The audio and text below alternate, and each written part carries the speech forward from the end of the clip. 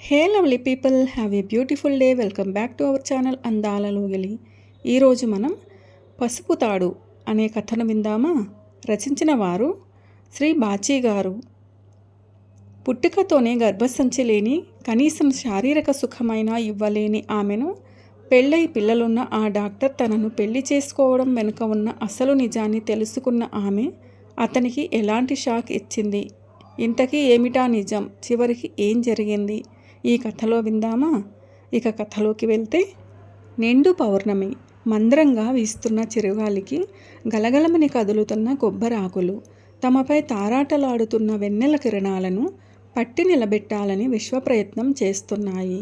తన బెడ్రూమ్ బయట బాల్కనీలో ఉన్న వాలు కుర్చీలో కూర్చుని చాలాసేపటి నుంచి మెడలోని పసుపు తాడుకు వేలాడుతున్న 2 సూత్రాలను మునివేళ్లతో అపురూపంగా పట్టుకుని వాటినే తదేకంగా చూస్తూ ఉన్న సుదేష్ణ వెనక నుండి ఎవరో వస్తున్నట్లు అడుగుల సవ్వడికి తల తిప్పి చూసింది. సుధీ, ఇంకా పడుకోలేదా అంటూ వచ్చాడు అభిరామ్. అతడిని చూడగానే లేదన్నట్లు తల అడ్డంగా ఊపుతూ చిరునవ్వు నవ్వింది.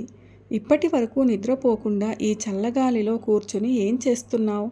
రేపే కదా ప్రయాణం. రేపు ఉదయం లేచి తయారై 2 గంటల ముందే ఎయిర్పోర్ట్కి చేరుకోవాలి. ఇంత రాత్రి వరకు మెలకువతో ఉంటే పొద్దున్నే లేవడం ఆలస్యమైపోదు. లే లే అన్నాడు ఆమె భుజంపై తడుతూ. తలెత్తి అతని కళ్ళల్లోకి కాసేపు అలాగే చూసింది. అతని కళ్ళు నిష్కల్మషంగా నవ్వుతున్నాయి. తన హృదయం పడుతున్న మథనం, తనలో పొంగుకొస్తున్న దుఃఖం అతనికెందుకు తెలియడం లేదు? ఆయనకెంతో చెప్పాలని ఉంది, ఏవేవో అడగాలని ఉంది. కానీ ఆ కళ్ళల్లో కనిపించే పవిత్రతను, అతని ముఖంలోని అంతులేని ప్రశాంతతను చూస్తుంటే పెదవి కదపలేకపోతోంది తను. రెప్ప వాల్చకుండా తననే చూస్తున్న సుదేష్ణను చూసి చిన్నగా నవ్వాడతను. కుర్చీలో కూర్చుని ఉన్న ఆమె పైకి మెల్లిగా వంగి ఆమె ముఖాన్ని తన 2 చేతులతో పట్టుకుని, ఏంట్రా, భయంగా ఉందా? ఈ ప్రయత్నం సక్సెస్ అవుతుందో లేదో అని టెన్షన్ పడుతున్నావా?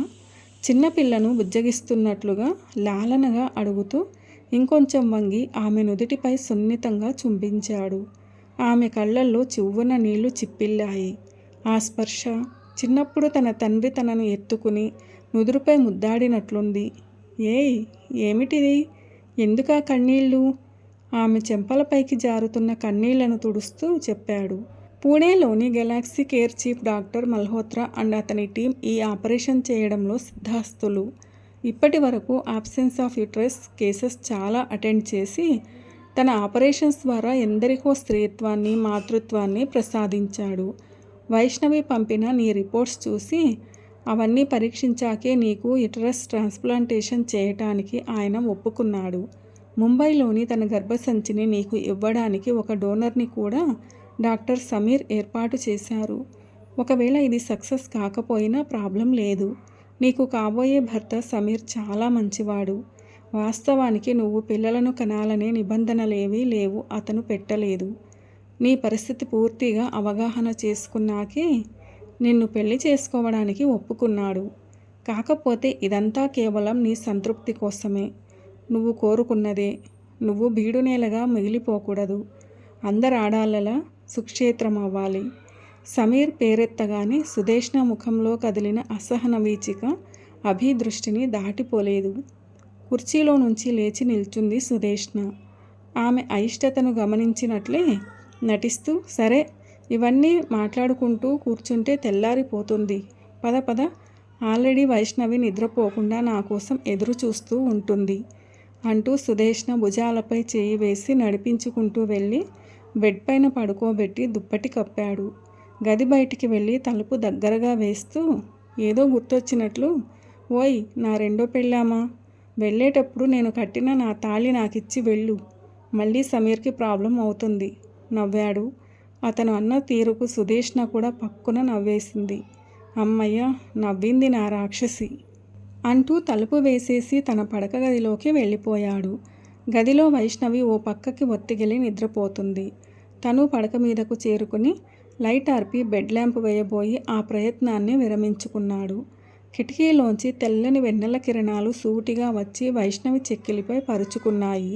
ఆ చీకట్లో మనోహరంగా కనిపిస్తున్న వైష్ణవి ముఖాన్నే చూస్తూ ఉండిపోయాడు అభిరామ్. సుదేష్ణను మొదటిసారి చూసింది కూడా సరిగ్గా ఇలాంటి పాల వెన్నెలలోనే. ఇప్పటికి సరిగ్గా 2 మాసాల క్రితం. రామాపురంలోని సీతమ్మ గుట్టలో 10 రోజుల హెల్త్ క్యాంప్కి మిగతా డాక్టర్లతో కలిసి వెళ్ళాడు తను. పగలంతా పేషెంట్స్ ట్రీట్మెంట్స్, సాయంత్రం గ్రామంలో అందరినీ పలకరిస్తూ పర్యటన. మధ్య మధ్యలో వైష్ణవితో పిల్లలతో ఫోన్లో కబుర్లు. సరదాగా గడిచిపోయింది.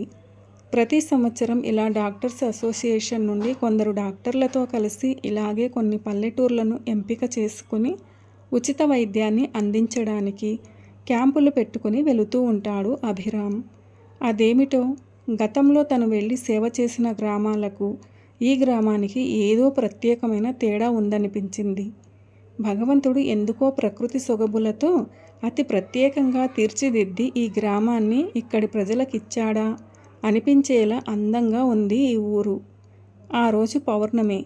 ఎవరో చెప్పారు, ఊరికి తూర్పు దిక్కున ఉన్న కొండల సమూహంలో నుంచి నురగల తరగలతో పరుగులు పెడుతూ ప్రవహించే ఓ కొండ వాగు ఉందని, దాన్ని చూడాలంటే వెన్నెల రోజునే చూడాలని.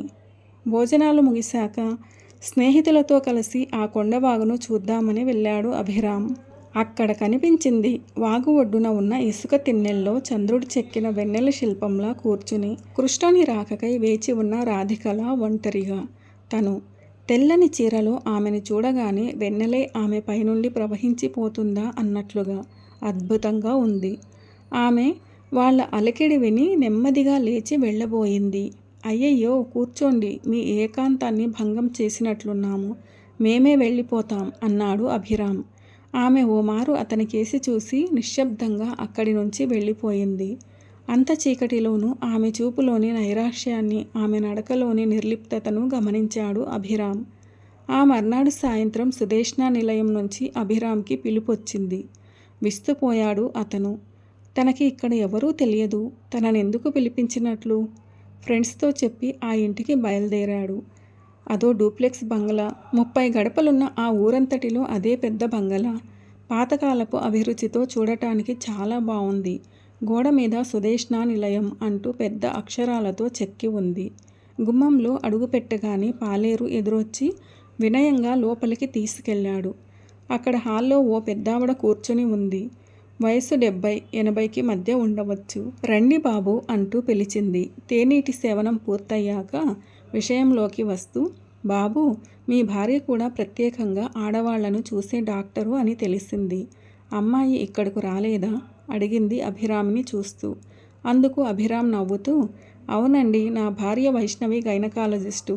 ముంబైలో జాతీయ స్థాయి డాక్టర్ల సమావేశం ఒకటి ఉంటే అక్కడికి వెళ్ళింది. అందువలన తను ఇక్కడికి రాలేదు. ఏం, ఇంట్లో ఎవరికైనా ఏదైనా సమస్య ఉందా అడిగాడు. అవును బాబు, నా మనవరాలు సుదేష్ణ. చాలా రోజులుగా అది మనిషిలా లేదు. అందరి ఆడపిల్లల్లా కాకుండా భగవంతుడు దాని తలరాత మార్చి రాశాడు. దాని దౌర్భాగ్యాన్ని చూడలేక కన్న తల్లిదండ్రులిద్దరూ దిగులుతో కన్ను మూశారు.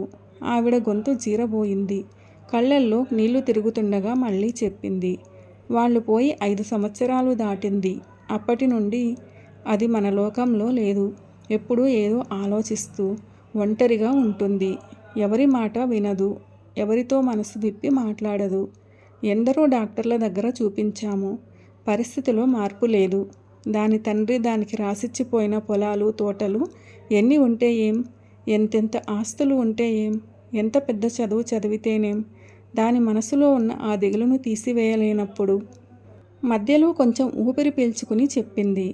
ఈ మధ్య 1-2 సార్లు ఆత్మహత్యకు పాల్పడింది. సమయానికి చూశాం కాబట్టి బతికించుకున్నాం. ఇంకా ఎక్కువ కాలం దాన్ని కాపాడుకోలేమోనని భయంగా ఉంది. ఉన్న నేనొక్కదాన్ని హరీమంటే దాన్ని చూసే దిక్కు లేరు. బోరున ఏడ్చేసింది. అభిరామ్ కంగారు పడ్డాడు. అమ్మా, ప్లీజ్ మీరు బాధపడకండి, అన్నీ సర్దుకుంటాయి. ఇంతకు తనకున్న సమస్య ఏమిటో మీరు స్పష్టంగా చెప్పలేదు అన్నాడు. సమస్య? అది అతనితో చెప్పడానికి సంశయిస్తున్నట్టు ఓ క్షణం ఆగింది. అది అర్థం చేసుకున్న అభిరామ్, సరే, ఒకసారి నేను ఆమెతో మాట్లాడవచ్చా అడిగాడు. సరేనన్నట్లు తల ఊపిందామె కళ్ళు తుడుచుకుంటూ. మేడ మీద గదిలోకి అడుగుపెట్టిన అభిరామ్ కిటికీ దగ్గర శూన్యంలోకి చూస్తూ నిలబడి ఉన్న ఆ అమ్మాయిని చూసి ఆశ్చర్యపోయాడు. నిన్న రాత్రి వెన్నెల్లో కనబడిన అమ్మాయి తను. వయసు 22, 23 ఉండవచ్చు. పెద్ద బొట్టు, ముచ్చటైన ముఖవర్చస్సు, పొడుగు జడ, నీలిరంగు కాటన్ చీరలో వయసుకు మించి హుందాగా కనబడుతోంది. కానీ ఇంద్రధనస్సులా వంపు తిరిగిన ఆ కనుబొమ్మల కింద ఉన్న విశాలమైన ఆ కళ్ళని చూస్తే నిజంగా నిరాసక్తిగా ధైర్యం గూడు కట్టుకుని ఉన్నాయి. ఆమె ధనని చూడగానే హాయ్ సుదేష్ణ గారు, బాగున్నారా? నవ్వుతూ పలకరించాడు అభిరామ్ తనదైన శైలిలో. నిన్న రాత్రి కొండబాగు దగ్గర మిమ్మల్ని డిస్టర్బ్ చేసినందుకు మా మీద కోపమేమీ రాలేదు కదా? క్యాజువల్గా అడిగినట్లు అడిగాడు. తను మౌనంగా తల వంచుకుని నిలబడింది. ఓకే, మీకు కొంచెం సుస్థిగా ఉందని మీ మామగారు చెప్పారు. ఒకసారి ఇలా వచ్చి కూర్చుంటే చెక్ చేసి వెళ్తాను అన్నాడు అక్కడున్న సోఫాలో కూర్చుంటూ. ఏమనుకుందో అక్కడి నుంచి కదలి వచ్చి అతని ఎదురుగా ఉన్న కుర్చీలో కూర్చుంది సుదేష్ణ. ఆమె చేతిని తీసుకుని నాడి చెక్ చేస్తూ ఏమిటి ప్రాబ్లం, జ్వరమా అని అడిగాడు. కాదు, ఆబ్సెన్స్ ఆఫ్ యుట్రస్. గర్భసంచి లేకుండానే పుట్టాను. ఆకారానికే తప్ప వివాహానికి మాతృత్వానికి పనికిరాను చెప్పింది నేలను చూస్తూ. ఉలిక్కి పడ్డాడు అభిరామ్. కొంచెంసేపు ఆ గదిలో నిశ్శబ్దం.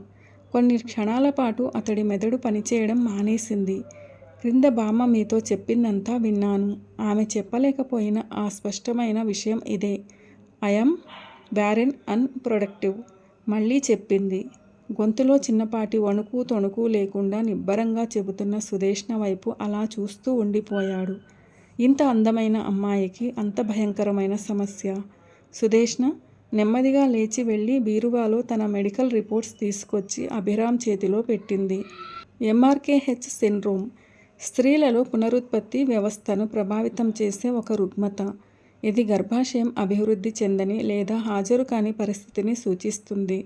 వయస్సుతో పాటు పెరగవలసిన శరీరంలోని అన్ని భాగాలు నార్మల్గానే అభివృద్ధి చెందిన లైంగిక వాంఛలు తక్కువ లేదా పూర్తిగా ఉండకపోవచ్చు. ఋతుస్రావం, గర్భధారణ అనేవి జరగవు. స్త్రీ అంటేనే అమ్మ. ఆ అమ్మతనమే తనలో లేదనే చేదు నిజం స్త్రీ మనస్సు మీద విపరీతమైన దుష్ప్రభావాన్ని చూపిస్తుంది. తను ఒక మగాడికి భార్య కాలేనని, సమాజంలో ఒక తల్లిని కాలేనని తెలిసినప్పుడు స్త్రీలు పొందే ఆత్మన్యూనత వారిని పిచ్చివారిగా మార్చడమో, తీవ్రమైన డిప్రెషన్కి గురిచేసి ఆత్మహత్యకు ప్రేరేపించడమో జరుగుతుంది. వివాహమై గొడ్రాలిగా పిలిపించుకోవడం వివాహితల సమస్య అయితే, అసలు వివాహానికే పనికి రాకపోవడం అనేది ఈ తరహా అవివాహితలు అనుభవించే సమస్య. ప్రస్తుతం సుదేష్ణ కూడా అదే స్థితిలో ఉందని అభిరామ్కి అర్థమైంది. కానీ ఆమెను కన్విన్స్ చేయడానికి అతని దగ్గర మాటలు లేవు. కానీ ఆమెకు ఏదో ఒకటి చెప్పాలి. అప్పటి వరకు ఎవరికీ రెస్పాండ్ కాని వ్యక్తి తనకు పాజిటివ్గా రెస్పాండ్ అవ్వడం ఓ రకంగా తన కౌన్సిలింగ్కి ప్రారంభించడానికి ఒక అవకాశం ఇచ్చినట్లే అయ్యింది. రిపోర్ట్లు పక్కన పెట్టి అడిగాడు. మీకు ఈ పరిస్థితి గురించి ఇంత వివరంగా తెలిసినప్పుడు, ఇదే జీవితమని అర్థమైపోయినప్పుడు ఇంకా బాధపడటం ఎందుకు? మీ చేతుల్లో లేని దానికోసం మీరేం చేయగలరు? అయినా వైద్య రంగం ఇప్పుడు బాగా అభివృద్ధి చెందింది. ఈరోజు అసాధ్యమైనది ఇంకొన్ని సంవత్సరాలకైనా సుసాధ్యం అవ్వచ్చు. ప్రస్తుతం మీ రిపోర్ట్ సూచిస్తున్న ఈ రుగ్మత ప్రాణాంతక వ్యాధి కాదు కదా. జీవితపు చివరి క్షణాల్లో ఉన్నవారు కూడా వాళ్లకు మిగిలి ఉన్న ఆ కొద్ది రోజులను చేజార్చుకోకూడదని తపన పడుతున్న ఈ రోజుల్లో మీరెందుకు డిప్రెషన్కి లోనవుతున్నారు? చెబుతున్నది ఓ క్షణం ఆపి ఆమె వంక చూశాడు. ఆమె తన మాటలు వింటున్నదన్న నమ్మకం కలిగాక మళ్ళీ కొనసాగించాడు. జీవితం మనకు భగవంతుడిచ్చిన వరం. మీ సమయాన్ని, ఆలోచనలను ఈ సమస్య నుండి మళ్లించండి. వేరే సామాజిక సేవలపై మీ దృష్టిని నిలపండి. అప్పుడు మీ ఒంటరితనాన్ని మీరు పూర్తిగా మరచిపోగలరు. మీ జీవితాన్ని మీరే సార్థకతను చేకూర్చుకోగలరు. ఇంకేదో చెప్పబోయాడు. హఠాత్తుగా అతని మాటలకు అడ్డు తగులుతూ, ఇప్పుడు నన్నేం చేయమంటారు డాక్టర్ గారు? సన్యసించి ప్రజలకు ముక్తిని బోధించాలా? సంఘసేవ చేస్తూ మరో మదర్ తెరిసాను కావాలా? నా తోటి ఆడవాళ్లంతా పెళ్ళిళ్ళు చేసుకుని భర్త పిల్లలతో హాయిగా కాపురాలు చేసుకుంటుంటే, నేను మాత్రం సమాజ సేవ చేస్తూ దేశాన్ని ఉద్ధరిస్తూ ఓ సంఘ సంస్కర్తగా పేరు ప్రఖ్యాతులు సంపాదించుకుని వీధి వీధిలో నా శిలా విగ్రహాలు పెట్టించుకోవాలా? సూటిగా అడిగింది. అప్పటి వరకు మౌనంగా నెమ్మదిగా కనిపించిన ఆమె ఒక్కసారిగా తలెత్తి అలా ప్రశ్నిస్తుందని అభిరామ్ ఊహించలేదు. తన తప్పేమిటో అతనికి అర్థమైంది. ఇప్పటి వరకు అందరూ ఇలాంటి మాటలే చెప్పి చెప్పి విసిగెత్తించి ఉంటారు. ఆ మాటలకు తానెంత విరక్తి చెందిందో ఆమె అతడిని ప్రశ్నించిన విధానమే చెబుతోంది. చివరికి తను కూడా అలాగే చెప్పడానికి ప్రయత్నించాడు. తిరిగి సుదేష్నే మాట్లాడింది. నేను ఇలాంటి జీవితాన్ని కోరుకోలేదు డాక్టర్ గారు. నాకు అలా మోడులా బతకాలని లేదు. అందరూ ఆడవాళ్లలాగే నాకు వివాహం చేసుకోవాలని ఉంది. నేను ఓ గృహిణిలా జీవించాలని ఉంది. పిల్లలకు తల్లిని కావాలని ఉంది. వారి నీడలో నా విశేష జీవితం గడిపేయాలని ఉంది. ఈ ఊరికి ఇంకా నేను బీడునని తెలీదు. బయటకు వెళ్ళినప్పుడు ఇంకెప్పుడు తల్లి అంటూ ప్రశ్నించే ఊరి వాళ్ళ పలకరింపులు, ఇంకా పెళ్లి కాలేదా అన్నట్లు మెడలో పసుపు తాడును కాళ్లవేళ్లకు మెట్టెలను వెతికే కొత్తవారి సూదుల్లాంటి చూపులు, తల్లి తండ్రి లేరు, ఇంకెవరు తీసుకుంటారు ఈమె బాధ్యత అంటూ పలికే జాలి మాటలు భరించడం నా వల్ల కావడం లేదు. నాది స్వార్థమే అని నాకు తెలుసు. కానీ నేను పుట్టి పెరిగిన ఈ పరిస్థితులలో, నేనుంటున్న ఈ గ్రామం పరిధిలో నా జీవితం గురించి ఇలా ఆలోచించడమే నాకు తెలుసు. స్త్రీగా ఇది నాకున్న హక్కు. నా హక్కును నిర్దాక్షిణ్యంగా కాలరాయడానికి ఆ భగవంతుడికి కూడా అధికారం లేదు. అందుకే నేను కోరుకున్న జీవితం నాకు లభించినప్పుడు నాకు దొరికిన ఈ నచ్చని జీవితం నాకొద్దు స్థిరంగా చెప్పింది. ఆమె మాటల్లో వాస్తవం ఉంది. కానీ పరిష్కారం మరణాన్ని ఆశ్రయించడం అతనికి నచ్చలేదు. వివాహం పెద్ద సమస్యే కాదు సుదేష్ణ గారు. మీ పరిస్థితి తెలిసి మిమ్మల్ని అర్థం చేసుకున్న వారెవరైనా తప్పక వస్తారు. మిమ్మల్ని పెళ్లాడుతారు. కాకపోతే సమయం కోసం నిరీక్షించాలి. అంతేకాని అర్ధాంతరంగా జీవితాన్ని ముగించుకోకూడదు. అది పిరికివాళ్ల చర్య. ఆమె కళ్ళల్లో నుంచి నీళ్లు జలజలా రాలాయి. ఎవరొస్తారు? ఎప్పుడొస్తారు? నా గురించి ఎప్పటికి అర్థం చేసుకుంటారు? అలా ఎంతకాలం ఎదురు చూడాలి? సిగ్గు విడిచి కనిపించిన ప్రతి మగాడి ముందు చేయి చాచి నాకు జీవితాన్నిమ్మని ఎలా అడుక్కోవాలి? అయినా ఫలించని గొడ్డుమోతు చెట్టును ఇంటి వాకిట్లోనే ఉంచుకోలేము. అలాంటిది తన వంశాభివృద్ధి చేయలేని, అసలు తనకు శారీరక సుఖాన్ని ఇవ్వలేని ఆడదాన్ని ఏ మగాడు కోరి చేసుకుంటాడండి? ముఖాన్ని రెండు అరచేతుల్లో దాచుకుని వెక్కి వెక్కి ఏడవసాగింది. అభిరామ్ హృదయం కదిలిపోయింది. ఆమెను చూస్తూ అనునయంగా అన్నాడు. పెళ్ళంటే ఆ రెండు మాత్రమే అనుకోవడం తప్పు. మనసును ఇష్టపడి చేసుకునే మగాళ్ళు ఉన్నారు ఈ ప్రపంచంలో. చివ్వున తల ఎత్తింది. ఆమె కళ్ళల్లో ఒక విధమైన ఉక్రోషం. ఎవరున్నారు డాక్టర్ గారు? ఒక్కరిని చూపించండి. పోనీ ఇది చెప్పండి, అతనికి భార్య ఉన్నా పర్వాలేదు. అతని కుటుంబంలో భాగస్వామ్యాన్ని అడగను. అతని ఆస్తిలో చిల్లిగవ్వ నాకక్కరలేదు. పిల్లలు సంసారం నాకెలాగూ రాసి పెట్టలేదు. కాబట్టి అతడు నాతో కలిసి జీవించాల్సిన అవసరం కూడా లేదు. కేవలం దైవసాక్షిగా నా మెడలో తాళి కట్టి నేనుంటున్న ఈ సమాజంలో ఒకే ఒక్క రోజు నా భర్తగా నిలబడే వ్యక్తి కావాలి. తీసుకురాగలరా? ఎవరో ఎందుకు? మీరు చేసుకోగలరా? మీకు ఉపయోగపడని నా శరీరాన్ని కాకుండా నా మనసును ఇష్టపడి నన్ను పెళ్లి చేసుకుని ఒక్కరోజు నాకు భర్త కాగలరా? ఆవేశంగా అనేసింది సుదేష్ణ. ఆ చివరి మాటలకు గదిలో ఒక్కసారి గాలి స్తంభించినట్లయింది. అభిరామ్ నోటి నుంచి మాట రాలేదు. ఆమె అలా అడుగుతుందని అతనికే కాదు, ఆ క్షణం తన అలా నోరు జారుతుందని సుదేష్ణకు కూడా తెలియదు. బస్టాండులో బస్సు హైదరాబాదు బయలుదేరడానికి సిద్ధంగా ఉంది. ప్లాట్ఫామ్ మీద నిలబడి ఏవో తన వైపే చూస్తున్న సుదేష్ణను చూశాడు అభిరామ్. వివాహం అనేది స్త్రీకి ఎంత నిండుతనాన్ని, ఎంతటి ఆత్మవిశ్వాసాన్ని, సంతృప్తిని ఇస్తుందో సుదేష్ణను చూస్తుంటే తెలుస్తుంది. మెడలో పచ్చని పసుపు తాడు, పారాణి పాదాలకు వెండి మెట్టెలు, నుదుట సింధూరం, కళ్ళల్లో ఏదో తెలియని కొత్త కాంతి. ఆనాడు వెన్నెల్లో నిరాశ నిస్పృహలతో కనపడిన సుదేష్ణ, ఈరోజు గదిలో ఏడుస్తూ తనతో వాదించిన సుదేష్ణ, ఈరోజు తన భార్యగా గర్వంగా నిలబడిన ఈ శ్రీమతి సుదేష్ణ అభిరామ్ ఒకరేనా అన్నట్లుంది. ఏమిటలా చూస్తున్నారు? అడిగింది నవ్వుతూ. ఏమీ లేదు. నువ్వు కోరుకున్నట్టు నువ్వు అడిగిన మంగళసూత్రాన్ని ఇచ్చాను. నీ ఊరిలో, నీ ఊరి మధ్య, నీ వారి మధ్య నీ భర్తగా నిలబడ్డాను. అదే పనిగా నాకు మాట ఇచ్చినట్టు నేను ఎప్పుడు ఏది చెప్పినా వినాలి, చేయడానికి సిద్ధపడాలి. ఓకేనా? గుర్తు చేశాడు. సరే మనస్ఫూర్తిగా తల ఊపింది. అభిరామ్ ఆ రోజు ఎందుకలా మాట తీసుకున్నాడో, అతని మనసులో ఏముందో సుదేష్ణకి తెలియలేదు. తెలుసుకోవాల్సిన అవసరం కూడా ఆ క్షణం కనబడలేదు. అతడు హైదరాబాద్ వెళ్ళిపోయిన 20 రోజులకే సుదేష్ణని హైదరాబాద్ బయలుదేరమని ఫోన్ చేశాడు. బ్యాగుతో రైలు దిగిన సుదేష్ణని రిసీవ్ చేసుకోవడానికి అభిరామ్, వైష్ణవి ఇద్దరూ వచ్చారు.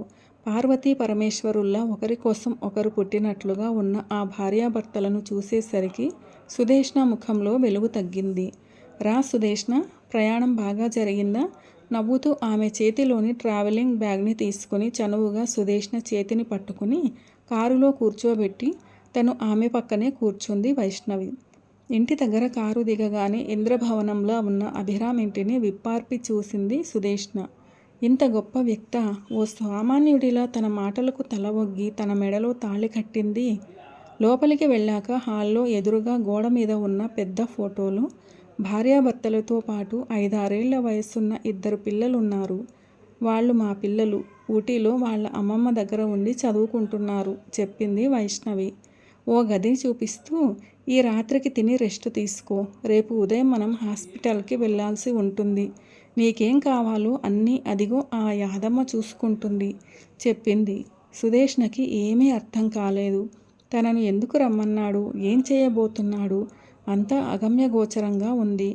దానికన్నా ముందు గుండెను నలిపేసే ప్రశ్న, అతని భార్యకి తన గురించి ఏమని చెప్పాడు? ఉదయం బ్రేక్ఫాస్ట్ కోసం డైనింగ్ టేబుల్ దగ్గరకు వెళ్ళేసరికి వైష్ణవి అభిరామ్కి ఇడ్లీ ముక్కలు, చట్నీ అద్ది తినబెడుతోంది. వాళ్ళిద్దరినీ అలా చూడగానే సిగ్గుపడి సుదేష్ణ వెనక్కి వెళ్ళిపోయింది. ఏమే సుధీ డార్లింగ్, ఇది మాకు మామూలే, వచ్చేయ్ కేకేశాడు. తను ఇబ్బందిగా వెళ్ళి కూర్చుంది. ఆ రోజు ఆవేశంలో అభిరామ్ని ఛాలెంజ్ చేసినట్లు మాట్లాడిందే కానీ అతడికి ఓ కుటుంబం ఉంటుందని తనెందుకు ఊహించలేదు. తనెంత తప్పు చేసిందో ఇప్పుడు తెలిసింది. అతనితో ఎంత పెద్ద నేరం చేయించిందో అర్థమైంది. సుదేష్ణ, నీ రిపోర్ట్స్ చూశాను. ఈ స్థితిలో ఒక స్త్రీ కేవలం సహాయక పునరుత్పత్తి ద్వారా మాత్రమే పిల్లలను పొందగలదు. యుటెరస్ ట్రాన్స్ప్లాంటేషన్ గర్భసంచి మార్పిడి వైద్య విధానంలోనే ఒక కొత్త ప్రయోగం. ఇటీవలే దానిని ఒక 21 ఏళ్ల యువతికి పూణేలోని గ్యాలక్సీ కేర్ ఆసుపత్రి వైద్యులు విజయవంతంగా పూర్తి చేశారు. గర్భసంచిని స్వీకరించిన మహిళ గర్భం దాల్చాలంటే ఏడాది పాటు వేచి ఉండాలి. అప్పట్లోగా ఆమె శరీరం నూతన గర్భాశయానికి అలవాటు పడుతుంది. కోరుకున్న సంఖ్యలో పిల్లలు పుట్టిన తర్వాత గ్రహీతల శరీరం నుంచి గర్భాశయాన్ని తొలగిస్తారు. గర్భసంచి లేకుండా సంబంధిత వ్యాధులతో బాధపడుతున్న మహిళలు ప్రపంచవ్యాప్తంగా దాదాపు 15 లక్షల మంది ఉన్నట్లు ఓ అంచనా. వాళ్ళందరికీ ఈ గర్భసంచి మార్పిడి ఓ వరం లాంటిది. ఆ తరహా ఆపరేషన్కి తాము సిద్ధమని 21 మంది మహిళలు పుణే ఆసుపత్రిలో రిజిస్టర్ చేయించుకోవడం ఓ గొప్ప విషయం. ఈ గర్భసంచి మార్పిడికి నీ హెల్త్ కండిషన్ సపోర్ట్ చేస్తుంది. నీ విషయం పుణే డాక్టర్లతో మాట్లాడాము. ఈరోజు కొన్ని టెస్టులు చేసి పుణేకి పంపించాలి. ఆ తర్వాత కొన్ని రోజులు నిన్ను అబ్జర్వేషన్లో ఉంచాలి. కాబట్టి మీ బామ్మగారికి ఫోన్ చేసి ఓ 1 నెల రోజుల వరకు రానని చెప్పేసి రెడీ అయిపో, హాస్పిటల్కి వెళ్దాం చెప్పింది వైష్ణవి. అయోమయంగా అభివంక చూసింది సుదేష్ణ. ఓ చిన్న చిరునవ్వు నవ్వి లేచి తన గదిలోకి వెళ్ళిపోయారు. టెస్టులు ముగిశాయి. పూణేకి పంపించడం జరిగింది. సమీర్ అనే డాక్టర్ తన కోసం ప్రత్యేకంగా వచ్చాడు. ఎందుకో అతను కేవలం ట్రీట్మెంట్ కోసం రాలేదని వాళ్ళ మాటల్లో అర్థమైంది. తనకు సంబంధం లేకుండానే, తన ఇష్టాయిష్టాలతో ప్రమేయం లేకుండానే, తననేమీ అడగకుండానే ఇక్కడ ఏవేవో జరిగిపోతున్నాయి. ఇదంతా ఎందుకని అభిని ఒంటరిగా కలిసి అడిగే అవకాశం దొరకడం లేదు. అతడితో మాట్లాడటానికి కూడా సంశయంగా ఉంది. వైష్ణవి చూస్తే ఎక్కడ అపార్థం చేసుకుంటుందో అని. ఎలాగో అలాగా ఆ రాత్రి బాల్కనీలో ఒంటరిగా కూర్చుని ఏదో బుక్ చదువుకుంటున్న అభి దగ్గరకు వెళ్ళి అడిగింది, అసలేం జరుగుతోంది? నాకిప్పుడు ఈ ఆపరేషన్ ఎందుకు? నేను అడిగానా? అభి నవ్వి చనువుగా ఆమె 2 చేతులు పట్టుకుని ఎదురుగా కుర్చీలో కూర్చోబెట్టి చెప్పాడు. ఆ రోజు నేను ఏం చెబితే అది వింటాను, ఏం చేయడానికైనా సిద్ధంగా ఉంటానన్నావు. అవునన్నట్లుగా చూసింది సుదేష్ణ. చొరవగా ఆమె మెడలోని తాళిని తన చేతుల్లోకి తీసుకుని చెప్పాడు. నా భార్య బ్రతికే ఉండగా ఆమెను మోసగించి, చట్టాన్ని వ్యతిరేకించి, నా పరువు ప్రతిష్టలు పణంగా పెట్టి ఈ మంగళసూత్రాన్ని ఆ రోజు నీ మెడలో ఎందుకు కట్టానో తెలుసా? ఆ రోజు నువ్వు వేసిన ప్రశ్నలకు పౌరుషంగా సమాధానం ఇవ్వాలని కాదు, మగవాడికి స్త్రీ శరీరం మాత్రమే కావాలనే నీ అపోహను తొలగించాలని. అంతేకాదు, ఈ హక్కుతో నువ్వు పొందలేకపోయిన నీ జీవితాన్ని, నువ్వు శాశ్వతంగా కోల్పోయిన నీ భవిష్యత్తును నీకు తిరిగి ఇవ్వాలని. ఒక డాక్టరుగా ఈ మంగళసూత్రం అనే మెడిసిన్తో నీలో పేరుకుపోయిన డిప్రెషన్కి ట్రీట్మెంట్ ఇవ్వాలని.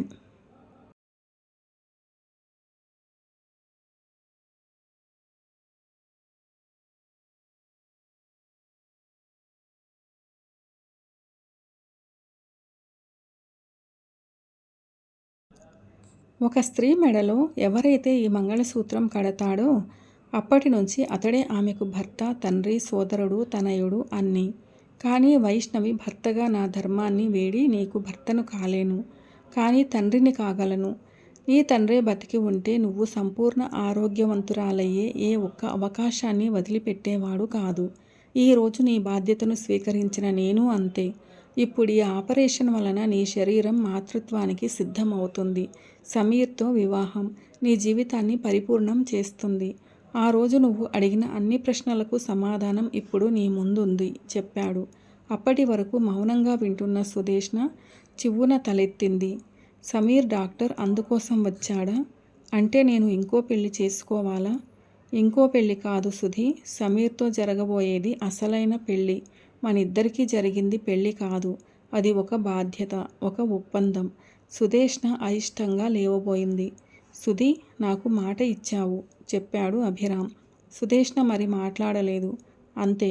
వారం తిరగకుండానే పుణే డాక్టర్ల నుంచి అప్రూవల్ రావడం, ఆపరేషన్కి సంబంధించిన బాధ్యత అంతా ముంబైలో ఉన్న సమీర్ తీసుకోవడం, ఆమె ప్రయాణానికి కావలసిన అన్ని ఏర్పాట్లు పూర్తి చేయడం చకచకా జరిగిపోయాయి. తెల్లారితే ప్రయాణం. అభి అభి సుదేష్ణ కనిపించడం లేదు. తన గదిలో ఈ ఉత్తరం ఉంది. వైష్ణవి హడావుడిగా నిద్ర లేపింది. కంగారుగా నిద్ర లేచిన అభిరామ్ కళ్ళద్దాలు పెట్టుకుని ఆ ఉత్తరాన్ని తెరిచాడు. డాక్టర్ గారు, పసుపు తాడుకు పవిత్రతను ఇచ్చి తండ్రిలా బాధ్యతను మోస్తూ నా కోసం మీరు ఇంత చేస్తే హిందూ స్త్రీగా అదే మంగళసూత్రానికి నేను కట్టబడి ఉండలేనా? ఒకసారి మెడలో మాంగల్యం పడితే అది తన చివరి వరకు ఉండాలనే సాంప్రదాయంలో పుట్టి పెరిగిన స్త్రీని నేను. అలాంటిది ఒంటి మీద దుస్తులు మార్చినట్లు ఒక తాళిని తీసేసి మరొక పసుపు తాడును మెడలో కట్టించుకోగలనా?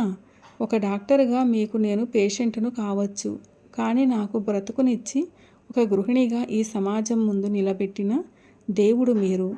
ఈ జన్మకు ఇది చాలు. తనకు మాత్రమే సొంతమైన తన భర్త జీవితంలోకి బలవంతంగా ప్రవేశించిన స్త్రీని కూడా అమ్మలా ఆదరించిన ఆ మహాతల్లికి నమస్కారాలు. వృత్తి ధర్మానికి విలువనిచ్చి నాలాంటి అభాగ్యులను ఆదరించే దేవతామూర్తుల కుటుంబం నాది అని తృప్తితో ఈ జీవితాంతం బ్రతికేస్తాను. ఇక సెలవు. భార్యాభర్తల ఇద్దరి మధ్య నిశ్శబ్దం నెలకొంది. చాలాసేపటి తర్వాత అభి, ఓ వారం రోజులు సెలవు పెట్టి మనం మన ఊరికి వెళదామా? అదే రామాపురం, మీ రెండో పెళ్ళాం సుదేష్ణ దగ్గరికి. కొంటెగా నవ్వింది వైష్ణవి. విస్తుపోయి చూశాడు అభిరామ్. ఆ తర్వాత తను నవ్వేశాడు. బాచీగారు రచించిన పసుపు తాడు అనే ఈ కథ ఎలా అనిపించింది మీకు? నచ్చిందా? నచ్చినట్లయితే వీడియోను లైక్ చేయండి, మీ ప్రియమైన వారందరికీ షేర్ చేయండి. అలాగే మన ఛానల్ను సబ్స్క్రైబ్ చేసుకోవడం అస్సలు మర్చిపోవద్దు. ఈ కథపై మీ విలువైన అభిప్రాయాలను కామెంట్ సెక్షన్లో తప్పకుండా తెలియచేయగలరు. వీడియోను చివరి దాకా చూసి కథను పూర్తిగా విన్నందుకు ధన్యవాదాలు. ఇలాంటి మరిన్ని మంచి కథల కోసం స్టే ట్యూన్. అందాల లోగిలి. See you all in another video. Till then keep smiling and be happy. A very special thanks to the story writer Bachi Garu for this wonderful and amazing story, Pasupu Tadu.